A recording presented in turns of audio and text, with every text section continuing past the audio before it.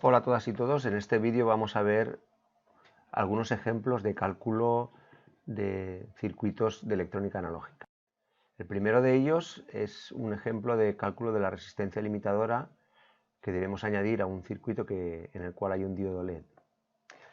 Si nos fijamos en el circuito de aquí, de la parte izquierda, vemos un circuito en el que tenemos un diodo LED y hemos colocado una resistencia RL que lo que va a hacer es proteger el diodo de sobreintensidades, de que no se sobrepase los 30 miliamperios, que sería la intensidad máxima que soportan. Para calcular este valor, el valor de la resistencia, lo que hacemos es aplicar la ley de Ohm. Tenemos que el voltaje total de la pila es igual al voltaje que se gasta en la resistencia más el voltaje que se gasta en el diodo. El voltaje que se gasta en el diodo usualmente son 0,7 voltios. De manera que si sustituimos aquí en la ecuación, y aplicando la ley de Ohm sustituimos el valor del voltaje en la resistencia por el producto de la intensidad que pasa por la resistencia por el valor de la propia resistencia, me quedaría esta ecuación que tengo aquí, que el voltaje total es igual a la intensidad de la resistencia por la resistencia limitadora más 0,7 voltios. Pasando al 0,7 restando, me queda la ecuación Vt menos 0,7 igual a I sub R por RL. Y teniendo en cuenta que la intensidad que va a pasar por la resistencia es la misma que la que va a pasar por el diodo y queremos limitarla a 30 miliamperios a la I máxima, entonces me quedaría como fórmula general que la resistencia limitadora se puede calcular siempre como el voltaje total menos 0,7 dividido por la intensidad máxima. Vamos a ver esta fórmula, qué datos nos daría poniendo unos valores. Por ejemplo, en este circuito vamos a poner que el voltaje total de la pila son 5 voltios y que los valores del diodo son la intensidad máxima 30 miliamperios y el voltaje del diodo 0,7 voltios. Tal como acabamos de ver, la fórmula que me da el voltaje total es la suma del voltaje que se gasta en la resistencia más el del diodo. Sustituyendo los datos, sabiendo que el voltaje del diodo son 0,7, me quedaría despejando que Vt menos 0,7 igual a I sub R por RL, y poniendo que la I sub R es la intensidad máxima del diodo, los 30 miliamperios o 0,030 amperios, y que el voltaje total de la pila son 5 voltios, me quedaría que RL es igual a 5 menos 0,7 partido 0,030 amperios. Y eso da 4,3 voltios entre 0,030 amperios, 143,3 ohmios. Quiere decir que debemos de colocar una resistencia limitadora de al menos 143,3 ohmios. Si la ponemos más pequeña, la intensidad va a ser mayor de los 30 miliamperios y el diodo se romperá. Por lo tanto, lo usual es poner un valor un poquito superior a estos 143, pondríamos alrededor de 150, 180 o 200 ohmios. Otro de los ejemplos que vamos a ver es el cálculo de las intensidades en un transistor cuando está trabajando en la zona activa. Recordemos un poco la teoría. En un transistor tenemos los tres patitas, la base, el colector y el emisor, y las intensidades que circulan por cada una de ellas son la intensidad de base, la intensidad del colector y aquí la intensidad del emisor. Como vimos en la teoría, toda intensidad que pase por la base más la del colector, digamos, van a pasar todas por el emisor. Por tanto, la intensidad del emisor cumplirá siempre, que es la suma de la intensidad de base más la intensidad del colector. Y además, por estar en la zona activa y funcionar como un amplificador, se entiende que el cálculo de la intensidad del colector es siempre la intensidad de la base multiplicado por la beta o ganancia, que es la característica típica de un transistor, y cuyo valor, como vemos aquí, varía entre 50 y 300. Vamos a ver esto aplicado a un ejercicio. Tenemos un transistor que tiene una ganancia o una beta de 100 y que la intensidad que circula por la base es de 2 miliamperios. Y me pide el problema que calculemos las intensidades de colector y de emisor. Tal como hemos visto antes con estas dos fórmulas, y poniendo el dato de que la intensidad de base son 2 miliamperios y que la beta es 100, tal como me dice en el problema, tendríamos que la intensidad del colector, utilizando la segunda fórmula, sería beta, que es 100, por la intensidad de la base, que son 2 miliamperios. 100 por 2 miliamperios, 200 miliamperios. Tendríamos que la intensidad del colector son 200 miliamperios.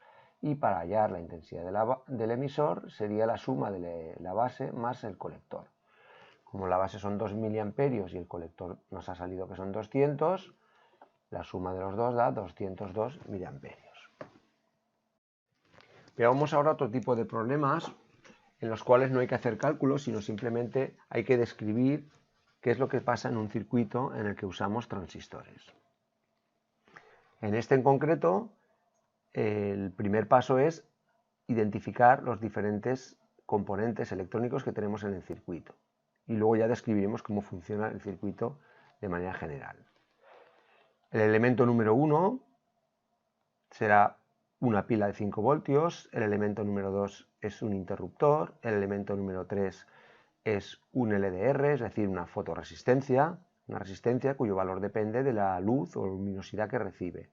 Si la luminosidad es alta, la resistencia es baja, y si la luminosidad es baja, la resistencia es alta. El elemento 4 es un transistor y el elemento 5 es un zumbador. Vamos a ver cómo funciona el circuito. Como el sensor que tenemos o elemento que va a variar es el LDR, vamos a estudiar dos posibilidades. ¿Qué pasa cuando la luz es muy grande y cuando la luz es muy pequeña? Si la luz es grande, como hemos visto en el funcionamiento del LDR, la resistencia será baja. Por lo tanto, la intensidad que pase por aquí por la base va a ser mayor que cero. Por tanto, suficiente para que el transistor esté en la zona activa. Y por tanto, por el colector también circulará una corriente que también será mayor que cero. Por tanto, el zumbador estará en on, estará encendido y por tanto sonará el zumbador. Por el contrario, si la luminosidad es baja, la resistencia del LDR será muy grande, de manera que la intensidad que pase por aquí será muy pequeña. Prácticamente podemos considerar que es cero, de manera que el transistor estará en la zona de corte. Y al estar en la zona de corte, la intensidad del colector también será cero y por tanto el zumbador estará en off. No suena el zumbador. Vamos a ver otro ejemplo de funcionamiento de circuitos con transistores, que sería este circuito que tenemos aquí. Como en el caso anterior, empezamos numerando los diferentes componentes y identificándolos. El elemento 1 es una pila de 5 voltios, el 2 es un interruptor, el 3 es un NTC, es decir, un termistor, una resistencia cuyo valor depende de la temperatura, de manera que si la temperatura sube, la resistencia baja y si la temperatura baja, la resistencia sube.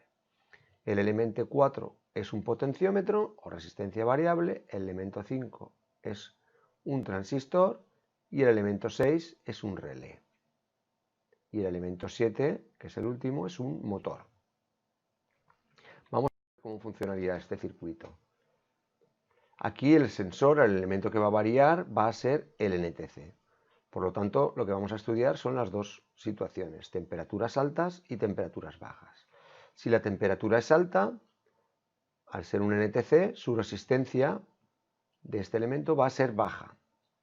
Por lo tanto, la intensidad que pase por aquí va a ser suficiente para que llegue a la base y el transistor esté en la zona activa. Es decir, la intensidad de base será mayor que cero, el transistor estará en la zona activa y por tanto, por el colector también circulará suficiente intensidad, sea una intensidad mayor que cero.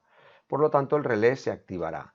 Al activarse el relé, conmutará este circuito y tendremos que el motor ya estará conectado a esta pila de 9 voltios, por tanto, estará encendido.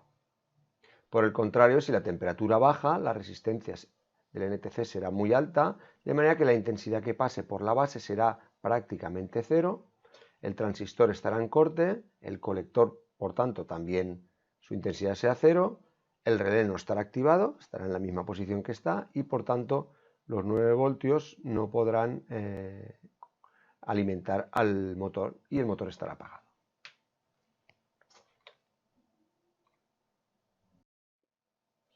Vamos a estudiar este otro circuito en el que tenemos un circuito parecido al de antes, en el que tenemos un NTC, pero en vez de tenerlo aquí en la parte superior, está en la parte inferior.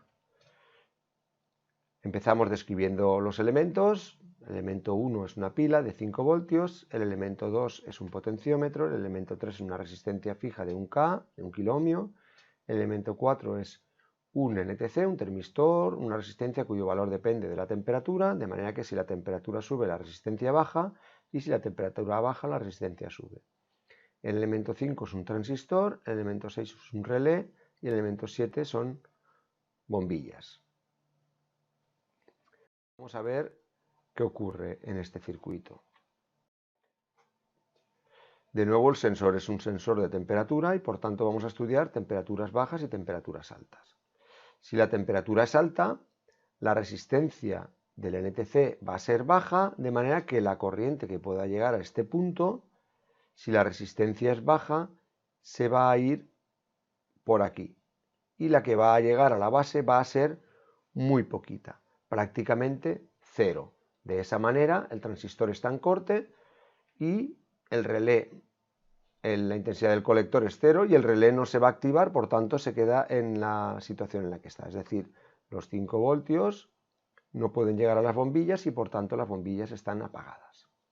Si la temperatura baja, aumenta la resistencia, por lo tanto la corriente que llega a este punto, y aquí tiene dos caminos, al ser esta resistencia muy grande, va a irse la mayor parte por este camino, por lo tanto la intensidad de base va a ser mayor que cero, el transistor va a estar en la zona activa, la intensidad del colector va a ser mayor que cero y por tanto el relé se va a activar. Al activarse el relé, cambia el circuito y entonces los 5 voltios van a atravesar las bombillas que están en paralelo y se van a encender.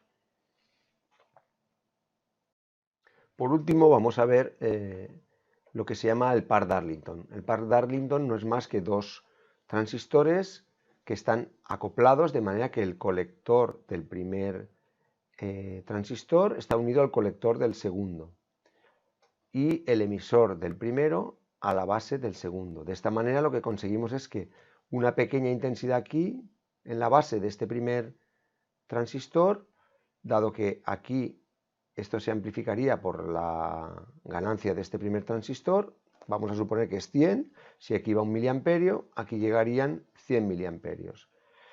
Y lo volvemos a amplificar, puesto que es la base del segundo transistor, y aquí lo que conseguiríamos es, si esta beta también es de 100, pues 100 por 100, 10.000, de manera que una intensidad muy pequeñita aquí, conseguiríamos aquí una intensidad de colector que sería 100%, es decir, 10.000 veces mayor en este colector de aquí, poniendo la configuración de lo que se llama par Darlington. Un ejemplo de utilización sería este circuito de aquí. Tenemos aquí una resistencia de 100K, la intensidad que va a ir por aquí es tan pequeñita que si pusiéramos la bombilla en este colector de aquí no sería capaz de encenderla. Sin embargo, si utilizamos el par Darlington, ya tenemos aquí una intensidad lo suficientemente grande para que funcione la bombilla.